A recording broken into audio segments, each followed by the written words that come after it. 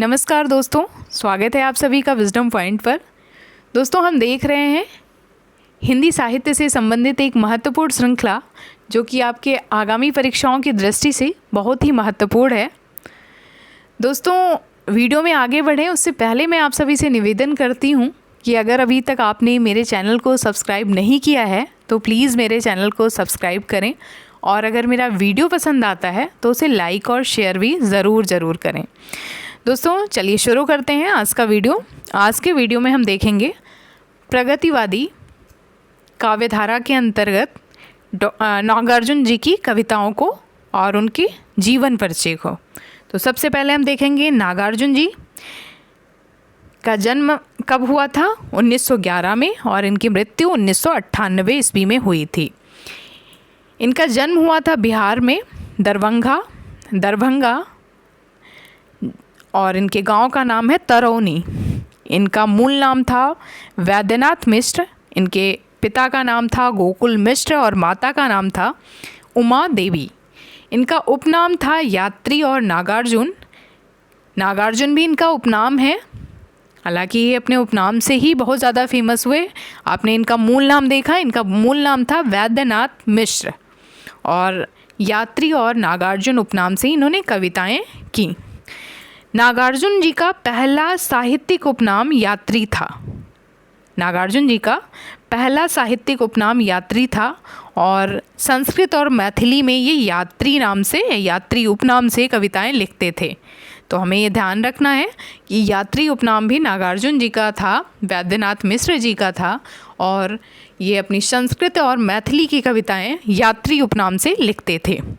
नागार्जुन जी की खड़ी बोली में सर्वप्रथम प्रकाशित कविता है राम के प्रति, जो 1935 ईस्वी में लाहौर से निकलने वाली पत्रिका विश्वबंधु में छपी थी। तो हमने देखा कि नागार्जुन जी की जो पहली खड़ी बोली की कविता है, प्रकाशित जो रचना है इनकी, वो है राम के प्रति, जो 1935 में लाहौर से निकलने वाली साहित्यिक पत्रिका विश्वबंधु में छपी थी। अब हम देखेंगे नागार्जुन जी की अन्य खड़ी बोली की कविताओं को। इनकी पहली रचना है युगधारा, जो कि 1953 ईस्वी में प्रकाशित हुई। सतरंगे पंखों वाली 1959, प्यासी पथराई आँखें 1962, भस्मांकुर 1971, तालाब की मछलियाँ 1975, खिचड़ी विप्लव देखा हमने 1980, तुमने कहा था 1980, हजार बाहों वाली 1981, पुरानी जूतियों का कोरस 1983। ये रचनाएं हैं बाबा नागार्जुन की। नागार्जुन जी ने भस्मांकुर नामक एक खंडकाव्य लिखा है, जो कि वर्वय छंद में है।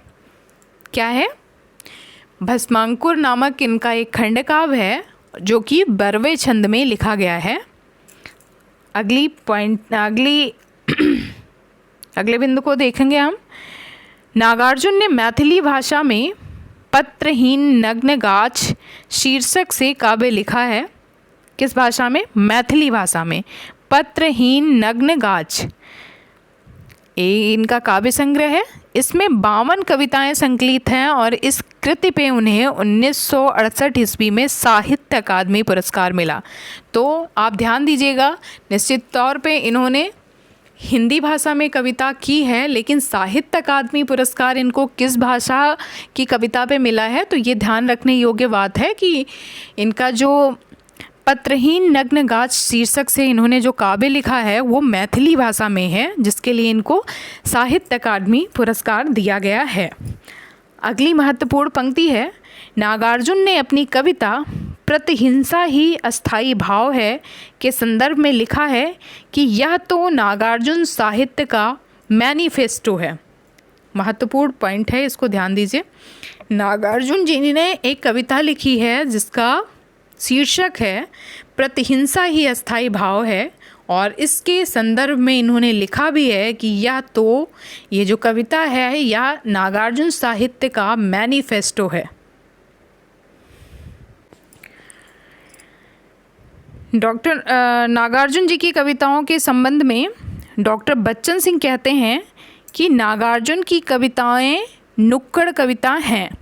डॉक्टर बच्चन सिंह जी ने नागार्जुन की कविताओं को नुक्कड़ कविता की संज्ञा दी है।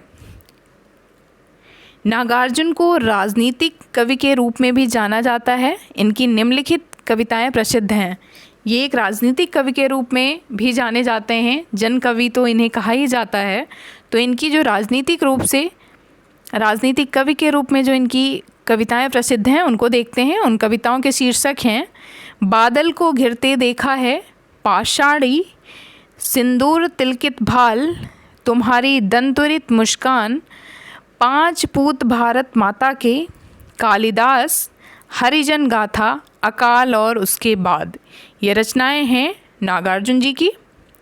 नागार्जुन को प्रगतिवाद का शलाखा पुरुष कहा जाता है। हमने देखा था अपने पुराने पिछले वीडियो में, जिसमें छायावाद का शलाखा पुरुष निराला जी को कहा जाता है और प्रगतिवाद का शलाखा पुरुष नागार्जुन जी को कहा जाता है। अगले कवि के रूप में हम देखेंगे शिवमंगल सिंह सुमन जी को और उनकी रचनाओं को। शिवमंगल सिंह सुमन का जीवन परिचय हम देख लेते हैं। शिवमंगल सिंह सुमन जी का जन्म हुआ था 1915 ईस्वी में और इनकी मृत्यु होती है 2002 ईस्वी में। इनका जन्म स्थान है यूपी के उन्नाव में के झगरपुर गांव में इनका जन्म हुआ था। इनका मूल नाम है शिवमंगल सिंह, उपनाम है सुमन और इनका प्रथम संग्रह है हिल्लोल, जिसका प्रकाशन हुआ था 1939 ईस्वी में। शिवमंगल सिंह सुमन जी की जो मुख्य रचनाएं हैं उनको देखेंगे।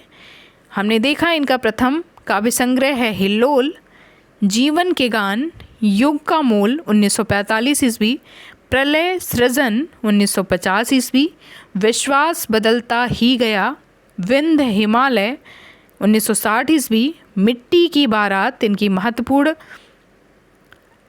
महत्वपूर्ण संग्रह है मिट्टी की बारात 1972 ईस्वी, वाड़ी की व्यथा, पर आँखें नहीं भरी और हम पक्षी उन्मुक्त गगन के। ये रचनाएं हैं शिवमंगल सिंह सुमन जी की। शिवमंगल सिंह सुमन जी की प्रसिद्ध कविताएं हैं गुनिया का यौवन, कलकत्ते का अकाल और चल रही कुदाली। ये प्रसिद्ध कविताएं हैं।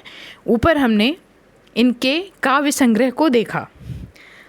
अब अगले कवि के रूप में हम देखेंगे वासुदेव सिंह, जिनको हम त्रिलोचन के नाम से जानते हैं। वासुदेव सिंह जी का जन्म हुआ था 1917 ईस्वी में और इनकी मृत्यु होती है 2007 ईस्वी में। ये अवध क्षेत्र के थे, अवध क्षेत्र के सुल्तानपुर के थे और इनका जन्म स्थान जिस गांव में हुआ था, इनका जन्म जिस गांव में हुआ था उस गांव का नाम है चिरानी पट्टी। इनका मूल नाम था वासुदेव सिंह। जैसे वैद्यनाथ मिश्र नागार्जुन जी का मूल नाम था, वैसे ही त्रिलोचन जी का मूल नाम था वासुदेव सिंह और इनका उपनाम है त्रिलोचन। इनका प्रथम काव्य संग्रह है धरती, जिसका प्रकाशन हुआ था 1945 ईस्वी में। गजानन माधव मुक्तिबोध जी ने त्रिलोचन को अवध का किसान कवि कहा है। किसने कहा है? मुक्तिबोध जी ने त्रिलोचन जी को अवध का किसान कवि कहा है। त्रिलोचन जी की रचनाओं को देखेंगे हम कालक्रमानुसार। इनकी पहली रचना है, पहला काव्य संग्रह है धरती, जिसका प्रकाशन वर्ष है 1945। गुलाब और बुलबुल 1956 ईस्वी, दिगंत 1957, ताप के ताए हुए दिन 1980, शब्द 1980, उस जनपद का कवि हूँ 1981, अर्घान 1984, तुम्हें सौंपता हूँ 1985, फूल नाम है एक 1985, अनकहनी भी कुछ कहनी है 1986। ये कविताएं हैं त्रिलोचन जी की।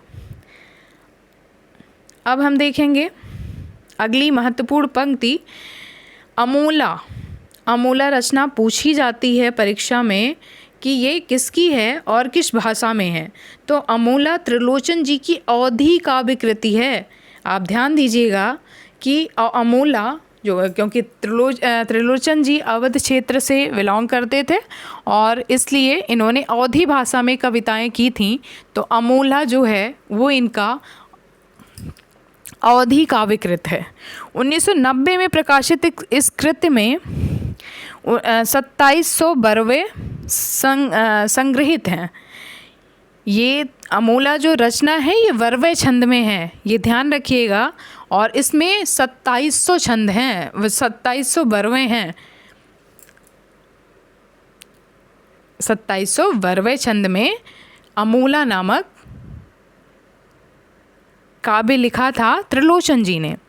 हिंदी में सोनेट लिखने के लिए त्रिलोचन शास्त्री जी प्रसन्न है। सोनेट जो है कहते हैं 14 लाइन की जो कविताएं होती हैं उन्हें सोनेट कहते हैं। और हिंदी में सोनेट लिखने के लिए त्रिलोचन शास्त्री प्रसिद्ध हैं। आपने देखा कि इनका मूल नाम क्या था? वासुदेव सिंह, लेकिन बाद में इन्होंने त्रिलोचन उपनाम से कविताएं की और साथ में इनके नाम के आगे त्रिलोचन शास्त्री जुड़ा। तो हिंदी में सोनेट लिखने के लिए त्रिलोचन शास्त्री जी प्रसिद्ध हैं। रांगे राघव जो कि 1923 से 1963 इनका जन्म हुआ था 1923 ईस्वी में, और 1963 में कम ही उम्र में इन्होंने 40 वर्ष की अवस्था में इनकी डेथ हो गई थी। इनका मूल नाम था त्र्यंबक वीर राघवाचार्य। रांगे राघव जी का मूल नाम था त्र्यंबक वीर राघवाचार्य। रांगे राघव जी ने 3 आख्यानात्मक काव्य लिखे हैं जो कि निम्न हैं। आइए देखते हैं। इनके काव्य हैं अजय खंडहर, जिसका प्रकाशन वर्ष है 1944 ईस्वी, मेधावी 1947 ईस्वी और पांचाली 1955 ईस्वी। ये 3 आख्यानात्मक काव्य हैं जो कि रांगे राघव जी ने लिखा है। अजय खंडहर, मेधावी और पांचाली। अजय खंडहर में 3 शीर्षकों झनकार, ललकार और हुंकार से स्टालिनग्राद युद्ध के कतिपय स्थानों का वर्णन किया गया है। जो स्टालिनग्राद युद्ध हुआ था उसके स्थलों का वर्णन इनके इस काव्य में किया गया है, अजय खंडहर। रांगे राघव के 2 अन्य मुक्तक काव्य हैं जो निम्नलिखित हैं। उनका नाम है पिघलते पत्थर और राह के दीपक। तो दोस्तों ये था हमारा आज का वीडियो। उम्मीद करती हूँ कि आपको पसंद आएगा। मिलते हैं अपने अगले वीडियो में, तब तक के लिए नमस्कार।